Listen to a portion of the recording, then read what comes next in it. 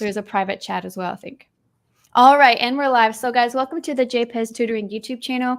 Today we are going live together. I'm going live with a small group here of tutor friends, and we're talking about challenges that we have encountered in our online tutoring business. So that's any type of obstacle. And for most of these obstacles, we have figured out what to do, but it's fun to just kind of share what we went through because we've learned all of this stuff together, and sometimes you have to learn them as you're going through things with your students and with the parents. So first, I want to introduce everyone. Daniela, tell everybody who you are and what you do. Yes, my name is Daniela Lochan, and I am a reading tutor for grades kindergarten through 8th, and I'm excited to get to share some of the things and even learn from both of you. Yeah. All right, Max. Yes, I am a math tutor. I specialize in the upper level high school classes, pre-calc and AP calculus. I really love working with students who have always been pretty good math students, and then they hit a wall, and I can help them kind of get through that. So guys, you see, we're doing this because there is a need. Students, whether they're homeschooled or whether they're in school, they hit that wall, like you were saying, where they realize I need help from an educator who can teach me either in one-to-one or a small group. But forming that, meaning being able to teach people outside of a school system, means we have to set all these things in place. And sometimes you don't know what to do. Like when we first started a business, we were thinking from a teacher's perspective or maybe from a corporate perspective where we weren't used to calling the shots. So what I'm going to do is and for everybody watching, I'm going to share a screen of problems. Okay, these are challenges, and I chose fall colors again. So I'm going to hit the timer, by the way. The goal is for us to talk about these things for let's set it for 30 minutes because we've already been on for a bit. So we've got 30 minutes. We're going to try to cover all the challenges. If you're watching this, whether it's live or the recording, make sure you comment below and tell us what challenges that you have faced in your business, or if you can relate to any of these. So for instance, the 30-minute timer started. I'm going to push this. And what problem is it going to reveal? Because there are so many, right? Yes. Oh, I'm actually surprised it's doing this one first. Okay, so this can happen. This is a good problem. We so rarely have something known as a good problem. So when you're so booked that you can't take on any more students, you're just so full, someone calls you and wants to tutor with you, and you say, oh no, I'm so worn out. My time is limited. I think, Max, you've told me before that this has happened to you. How have you dealt with that? And maybe talk about your experience, and then maybe mention what people should do if they have a similar problem. Okay. Yeah, that's actually something I struggle with over the last couple of years. And I began to look into ways that I wouldn't have to turn people away. And one of them was through group tutoring. And group tutoring is something you don't want to just jump into without some sort of a plan.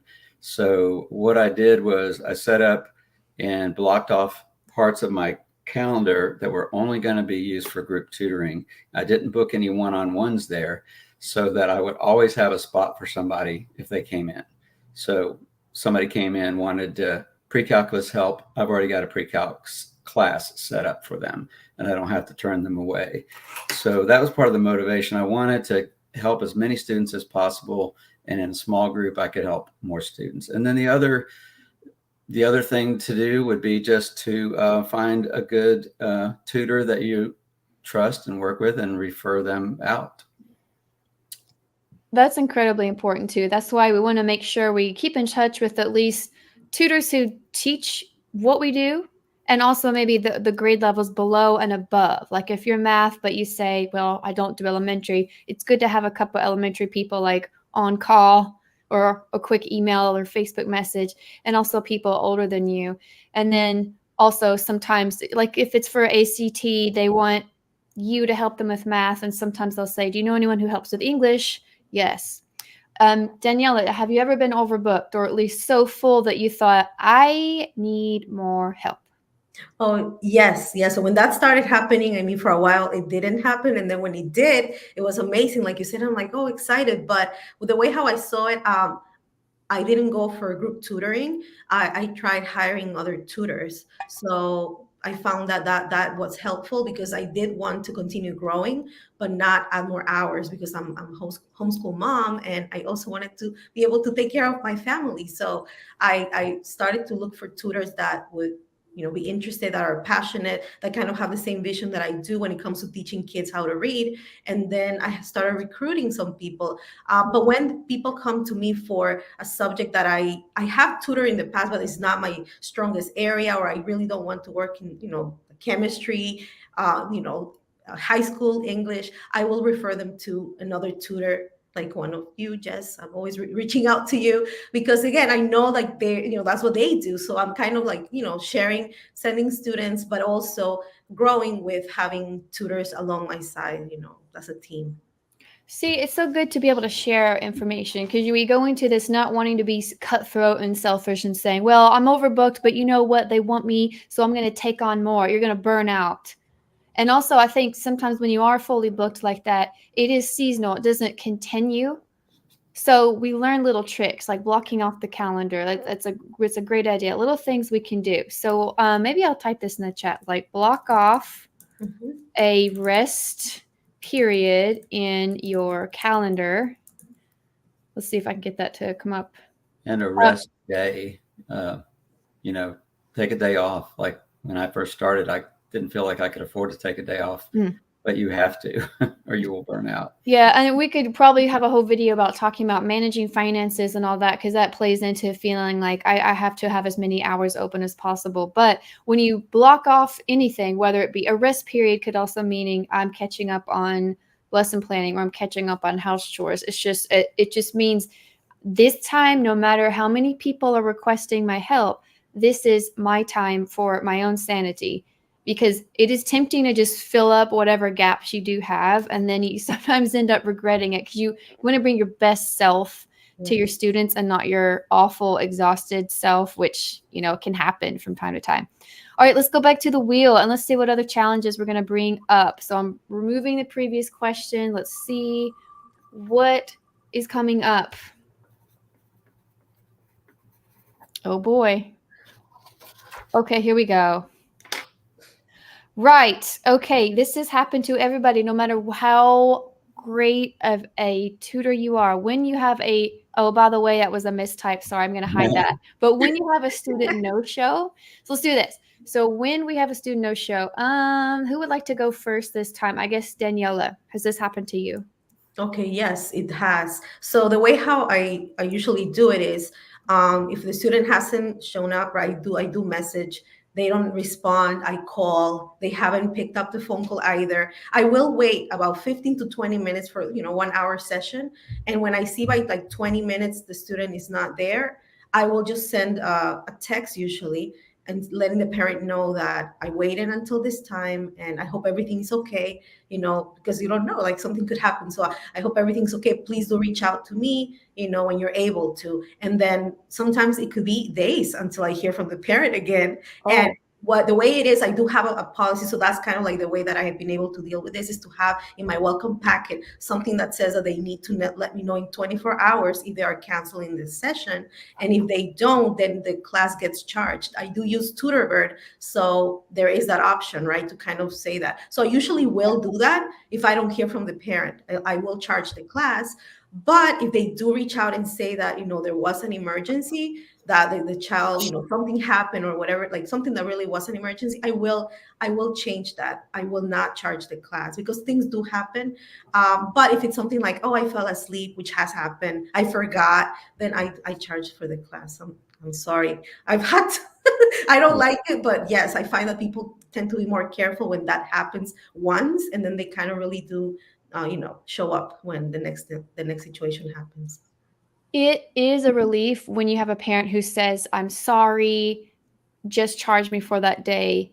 That means that they are aware of your policy. That means they were aware, they thought they could make it, but they didn't give you that 24 hours notice. You can always point to your boundaries, your policies, and say, well, we say, because you saw this, we say, unfortunately, I will have to charge, but I know you want to provide a service and you don't want to make them feel punished, like, If oh, it's it's your the fault. first But Also, if it's the first time, then I will just remind them and I will say, oh, I'm so sorry. In my policy, I do indicate 24 hours, but this is the first time. So, it's okay. So I tend to do that with like each new family that come and joins. I do, again, I give them a little grace, but if it is like a second time and like that, then it gets charged. yeah. Max, has this ever frustrated you before? Yes, it is currently frustrating me, and it's usually it will be someone who has a habit of doing Mm. it. Everybody gets busy and oh, I forgot, or miscommunication, but there are some who are just habitual, don't show up. And I got one student that's like that. And so one of the things that I do to try to prevent that is in my scheduling program, it sends reminders 24 hours ahead of time that, confirming that the appointment. So that has cut down quite a bit on the no-shows, that they don't tend to forget because they're getting text to both the parent and the child and emails to both the parent and the child. So at that point, you've done so much and then they still don't show up, and I like to use the phrase, just a friendly reminder, when I text them, just a friendly reminder that 24 hours notice required. Now, the only problem with my group classes now, the classes, they can't reschedule the classes. So if they don't show up, then there's really nothing I can do about that. I don't have any policy because they're getting charged for the class, whether they show up or not. That's just part of my group tutoring. But in general, with the one-on-ones, it can be frustrating. Usually you get to know the family and they're going to be typically not showing up. So you try to mitigate that in some way. Mm-hmm. Yeah. If they don't, sometimes they will admit that they've forgotten, but usually I just think it's a phase. It depends on who the person is. I haven't had a student no show in a long time, but when I have had them, I almost felt silly showing up. But I'll keep Zoom on. I'll just go, and where there's always something I can do on my computer, and usually they understand, they're apologetic. So it's good to have those systems in place where they get the text or the email reminder. Daniela, you said your TutorBird system allows for that, right? Oh, yes, yes. They Okay. do send the reminders. And then Max, what are you using for your reminders? I use a program. It used to be called 10 to 8, but now they've rebranded as Sign-In Scheduling. And it was the one, it was free in the beginning. So I started using it. I really liked it. And best, and even though TutorBird might be a better option, I've just stuck with it. So. Okay, so that's something you have to use what you can easily access and send out to parents, because sometimes you purchase a platform like TutorBird or even Calendly, or what was, it used to be called Remind 101. We used it in the Oh classroom. yeah, I remember that. Or Yeah. you send out, parents and students were signed up to be reminded of what the homework is, or tomorrow's a test day. Well, that at least shows a paper trail or digital paper trail that, hey, I've done my part as the instructor. I have reminded you. So if you forgot, you can, hopefully they'll understand and say, yeah, I messed up. You'll have to, no refund. You'll charge me for that. So using TutorBird or another text reminder system, that is a way to prevent, at least cut down on the no-shows, and it covers your own tail, doesn't it? Okay, let's get to the next one. And by the way, guys, if you feel like the wheel is slow, if there's a challenge you really want to share, especially up toward the end of our 30 minutes, just speak up. Our timer looks like we have 18 minutes. We're doing really well. So let's spin. Can everybody see the wheel? Yes. Okay. Okay, when there are, I see the first words. By the way, the theme was when, right? So everything is when. When there are late payments. Now don't freak out and say, "What do you mean? I don't do that anymore," or "Oh no, that's a bad memory." Okay. When there have been late payments in the past. So for me, I used to send manual invoices through QuickBooks, and there is a due date, but sometimes I'd get on there and say, "Okay, well, let's see, so and so paid. Okay, that's great. So and so paid. Oh, so and so hasn't paid." And then I'm worried because I've got that student that day. I'm like, well, I don't really want to tutor them if their parent hasn't paid, but I also don't want to not tutor them. So for me, there really aren't late payments anymore because I've managed to get everybody on the automatic payment plan, which is like, for some tutors, it was the holy grail. Like, how do I get to where payments are automated? But that's just how it has worked for me. And it works so far. But well, I want to hear from you guys. When there are late payments, who wants to speak? How about Max? I can go. Yeah. And yeah, I do the same thing. I have automatic payments. And so that kind of takes care of that. But when I'm first working with a client, I send them an invoice for the first session or for the first month. So sometimes if they're slow on paying that first invoice, then I've kind of got a dilemma. I'll invoice them on the day of their first session. And let's say we get to the second session, they still haven't paid. I might send them a little friendly reminder. And then after the second session, yeah, friendly. After the second session, you know, I might reach out again saying, is there some kind of a difficulty? Usually I'll say, did you receive my invoice? I know they received it, but Yeah. I want to at least put that out there because they might have missed it, or, gives them a way to save face. They go, oh, I don't think I got it. Whether they did or not doesn't matter. I can just send them another one, and usually they'll pay that one right away. But in the most extreme cases, I've had where I got up to the third session and still hadn't paid, and I would just say, look, I cannot tutor your student tomorrow unless I receive payment today. And I just have to draw a line in the sand. And that's my limit. I'm not going to give you more than 2 free sessions, because otherwise you're kind of taking advantage of me. So that's kind of the way that I've chosen to handle it. And yeah, I don't do invoices except for the very first one.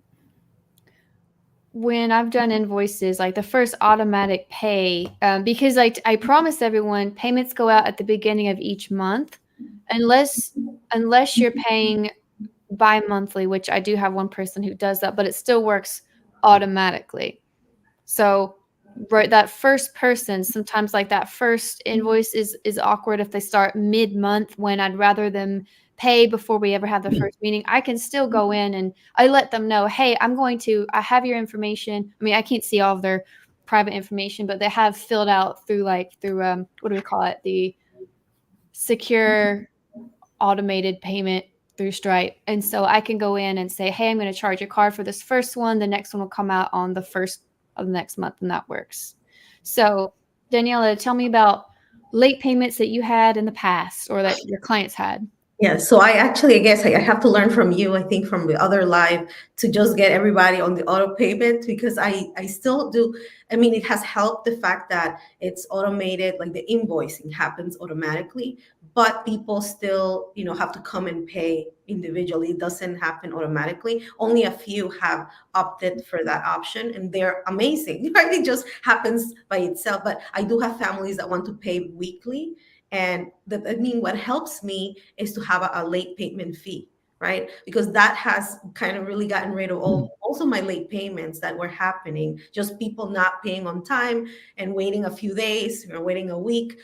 When I added that to the welcome packet, $10 will be added when you pay after the due date, then everybody started paying on time. But there are a few families, a couple, that even with that, they still pay me late and they have to pay the added fee, and it just happens. And I have suggested that maybe you would like to use the other option to just pay for the whole month, but they have said no, and they want to still pay weekly, and they pay late with a $10 fee. So again, that's just a couple of families, not everybody.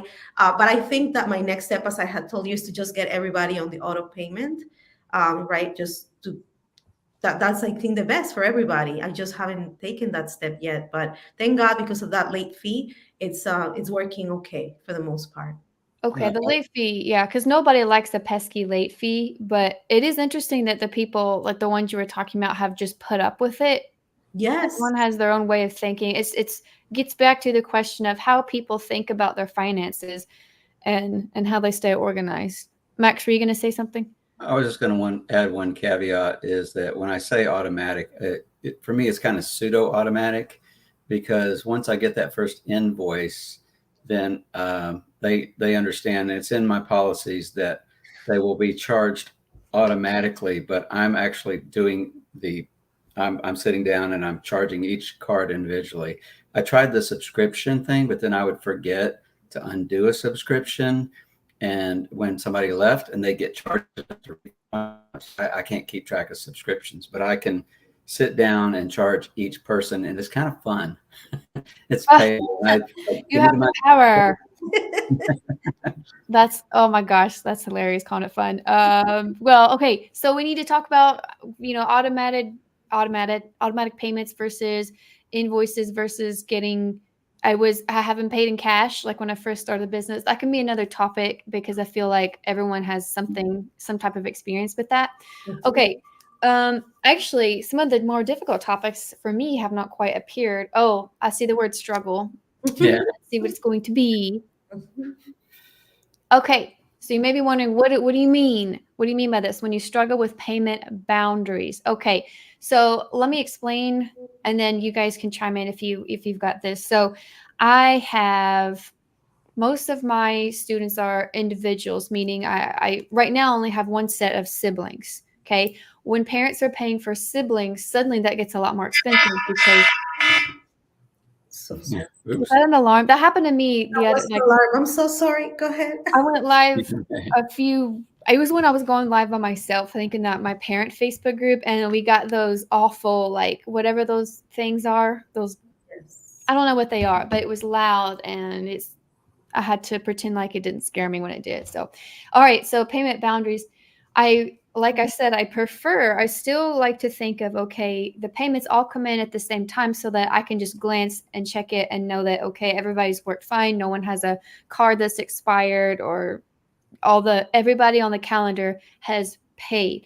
But um, sometimes when parents are paying for siblings, that's double the amount of money. So maybe that's a big chunk of money coming out for them at the beginning of the month. So in a system like TutorBird, you can set it up to where that person's payments come out just twice a month or maybe once a week. That way, I'm not having to physically get on there, click around, and create an invoice once a week. Or that would be, honestly, I don't want to have to do that when I'm doing a lot of other things like lesson planning and all that. So the system allows it to happen. Like, I'll get notifications saying the payment for so and so is coming out on this day, and I'll look and say, oh yeah, that looks right. So I didn't used to have those boundaries. I used to say, no, you have to pay at the beginning of every month. Either the 31st or the 1st is when it pays. And I think as a business like ours, who we want to be as professional as possible, yet we're small businesses. It's either us or like a couple of other people. Well, we have to have a smooth system where parents aren't frustrated. Like, you don't want this awful confusion. Like, well, I guess you can just Venmo me, or none of that. I keep it all in one system. I used to have people pay, I've been given checks before, cash, when I was first starting out, and I was like, didn't know about a system. So does anyone have, as I was talking, did you think of anything that can add on to that or relate to that in any way? I'm not really sure. I just got to a point where, like you, I had all these different ways that people were paying me, and I wanted to simplify it. So I just went to credit card only. Okay. Yeah, it's simplifying, it's getting the right mindset. Like, you can't be afraid to say, "Hey guys, this is the only way I accept payment." You know, Right. I've heard someone, it was someone in that larger Facebook group say, "What do you do if a parent asks if they can pay you in Bitcoin?" And if you're like, "Gee, I know nothing about that, or I have no experience," it's okay to say no. You don't feel like you have to set up a new payment path just because one client has asked. Like, we want to accommodate our clients as much as possible, but at the same time, we have to have our boundaries too. So I think that's something that we got to think about, is how do we make sure we're accommodating, but we're not bending over backwards so far that we break. Next, please. And by the way, time-wise, we have 7 minutes left, so I will see what we can do in 7 minutes. I'll try not to cheat and go to 8 minutes, but okay. This one, I know, Daniela, you've had one when there are intrusions during your tutoring business. So this might mean either tech issues or people in the background or noise. What do we have to say about that? Yes, yes. So with this one, I again, it's a challenge that if you have any suggestions, I would totally appreciate it because there's like different scenarios. Like one that has been the hardest for me is when I work with younger students, so they could be first graders, kindergartners, my second grade. So the parents, I expect them to be around. It's always helpful, but at the same time, I sometimes they sit right next to the student and they interact a little too much because I Mhm. want to really build that relationship with the student. But if the parent is saying, answer, answer, she asked me 3 times, I feel bad. Now, again, if it's like a new student, right? Like then I will talk to the parents after. But there's been times that even after all of that, the parent still sits there and has been interacting, kind of intrusive. It's been my challenge because I still want the parent to be around, but I don't want also to make the parent feel bad. So the way I have handled it, again, I don't know if it's the best, but I do talk to the parent after. I have, said like, is it okay to give you a call? And I will say, I'm really having a great time working with Johnny. I just noticed that during the sessions, he doesn't seem to be himself. And I think it might be a little bit because maybe we need to try just, I want you to be in the room. I do appreciate it. But I think he might behave a little bit more like himself if you're not sitting right next to the student. Can we try that? And if we don't notice a difference, it's we'll try something else. But I think that the students tend to just be a little more free when mom and dad are not right there. And I feel bad even saying it right now because I don't want to send them away, but it's like sometimes it really does become distracting. I can see the student kind of tense. Mm. Sometimes the student will start crying, and that completely doesn't allow a relationship to grow the way that it needs to. So the parents have been cooperative, but I haven't come up with like a full, like smooth way to just like handle it or like have it as a policy or something like that. So any suggestions? I mean, I know you work with older students, but have you had anything like this happen? Max, any thoughts? I think it might be something just to communicate when you first meet with the parent. Just kind of say, "Hey, I think in the best interest, it will be more effective if I just work with, you know, just communicate with them and just kind of let them know what your expectations are up front." The only thing. One one sassy way is to put on your website, no helicopter parenting allowed, and that'll scare them off. Um, Okay.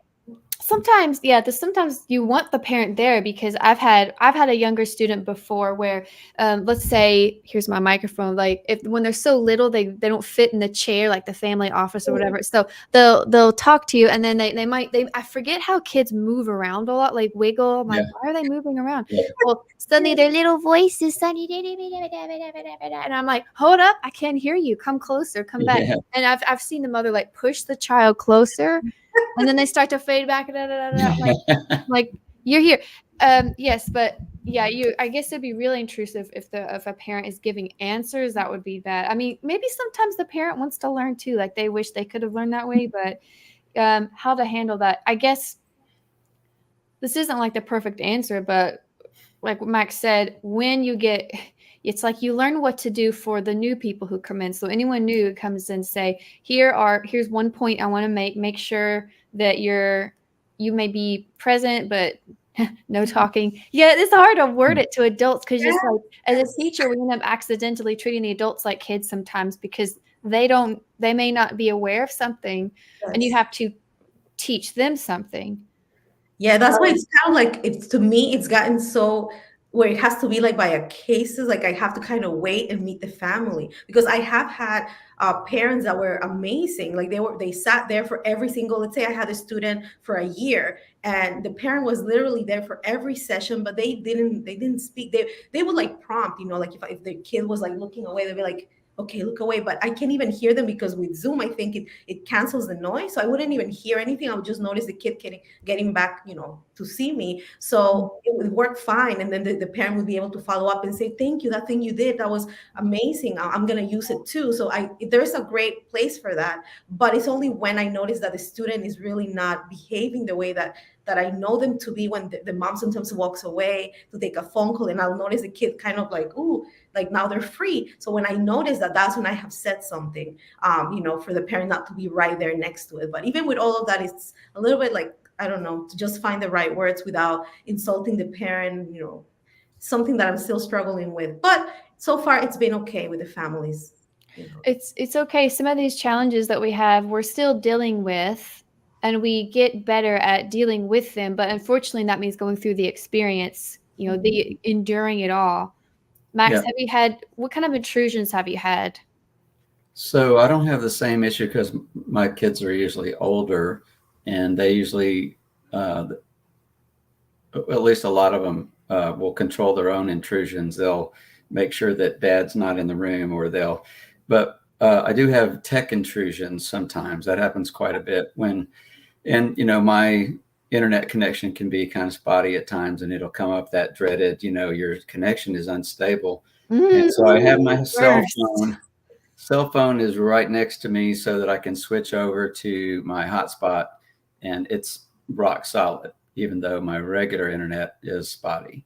So, and then I might remind them if it's on their end, ask them, do you have, sometimes they'll have more than one Wi-Fi they can connect to. I've even had people have, like, they have a big household, they'll have one Wi-Fi for the kids and one for the parents.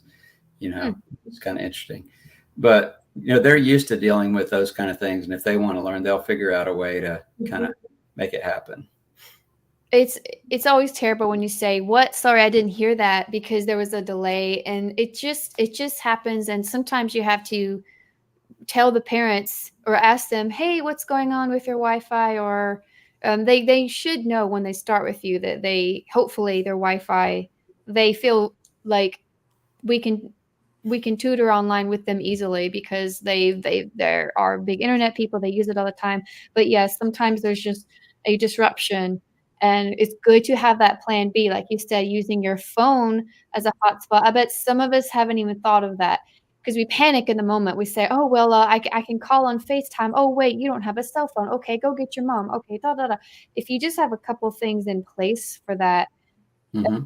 it's gonna make you feel better and make you look more professional too, because 'cause you're not having to skip a lesson. If you can still hear and see each other and instruct, then you've gotten through it. It's a totally different atmosphere than being in the classroom and dealing with those types of intrusions. This is different. So, we're almost out of time. I'll try to squeeze in one more question. Let's see. Let's see what we can do. One more. Okay. One more. Y'all are doing great, by the way. We can do a part 2. Actually, that might be a great idea. So last one, and we'll do like a shorter part 2 later, perhaps. Okay, yeah, we probably should have saved this for next time. All right, if when you meet people out in the community or you are speaking to people for your consultation and they realize, oh, I didn't realize this was a paid thing. Like sometimes they come to you and they're not used to thinking about paying for tutors, or their previous tutor was like 15 an hour. What have you done when people have expressed to you that your rate is too high?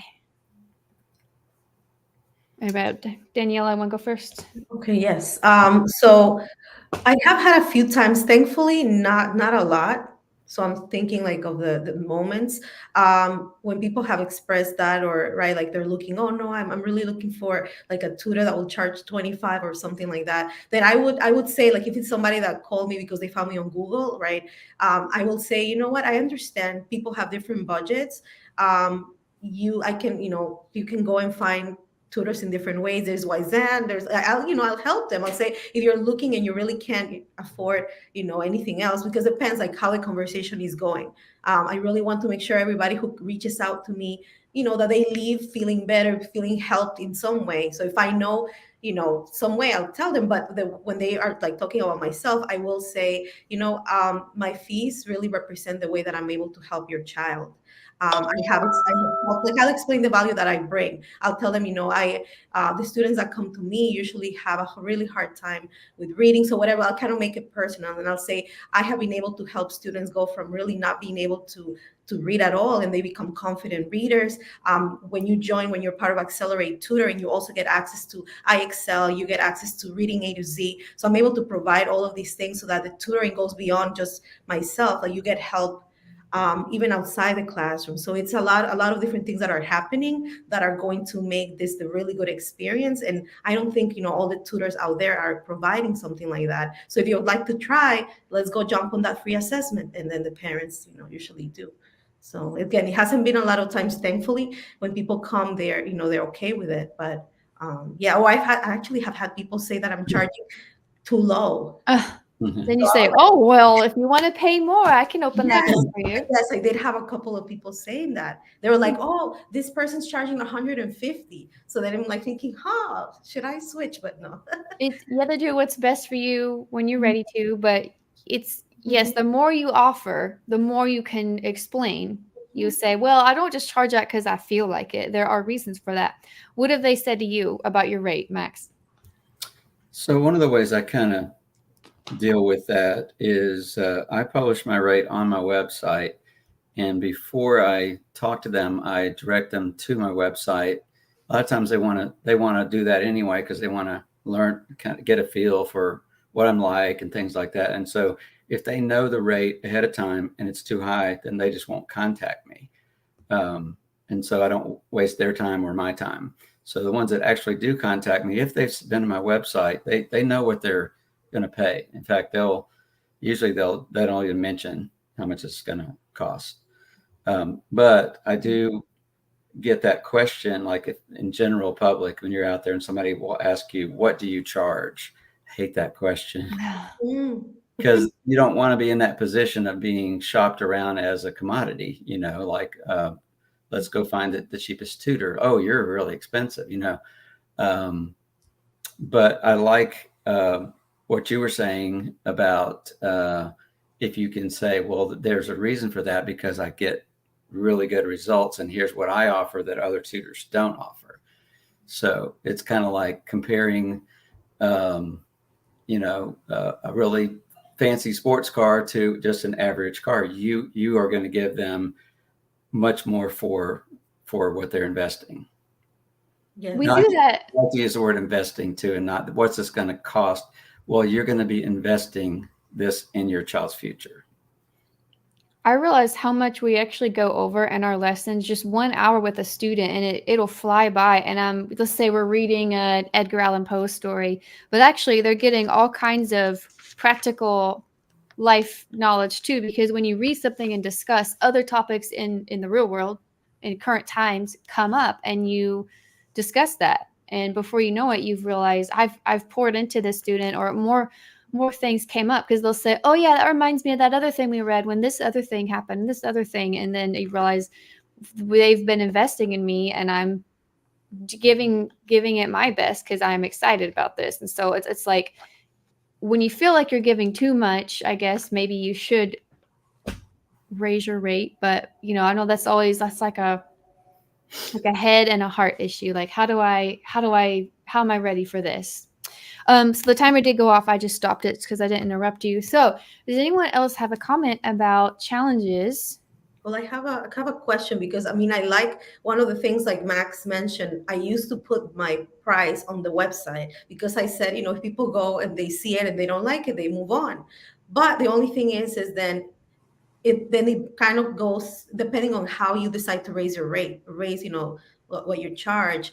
Like some people, they raise for everybody, right, across all the students. But some, like I do it to the new people that come in, and I Yeah. honor the price, to the Yeah. people that have been for a Right. while. If I have that price on the website, it's kind of like a little weird, so I have removed it. But now, it does give that room for people to kind of say, oh, that's how much you charge. So have you been able to kind of, like, how do you deal with that, or do you just raise price for everybody?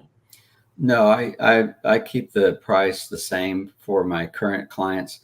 I might bump them up a little bit each year, Okay. but if they knew, I don't have a problem with them knowing what I charge everybody else, because then they know they're getting a bargain. You Okay, know, that makes and sense. I'm rewarding them for their loyalty too. You know, I don't always tell them what I'm now charging everyone, because I don't want them going around saying, "Oh, I'm getting a bargain, but he normally charges this amount."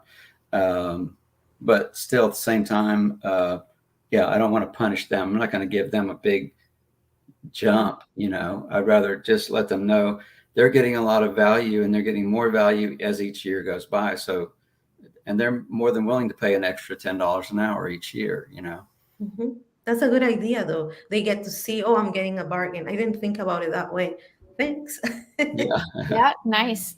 All right, so I'll end the live. We can kind of say goodbyes or whatever before we go. But guys, thanks for watching. Comment below if any of these challenges are something that you as an online tutor have dealt with. And then also let us know if you want to hear about more, because there are more things. It's still a great business to be in, though. All right, guys. If you want, you can put your websites in the chat so that if anyone sees this and they want to get in touch with you, maybe they want to find you on other social media platforms or even your email. If you know how to do that, I can add it later to the video as well because it'll be up on YouTube, but you can place it in the little where it says comments in the top right-hand corner. Does everyone see that? I'll give you a second to do it, but as you guys are doing that, thanks for watching, everybody. Don't forget to like and share so that other people in this industry can see it too. Y'all need help? Let's see. All right. I have to log in, so I might need your help. Sure. I'll put it in afterward. All right. Bye, everybody. Hi. Ending the stream.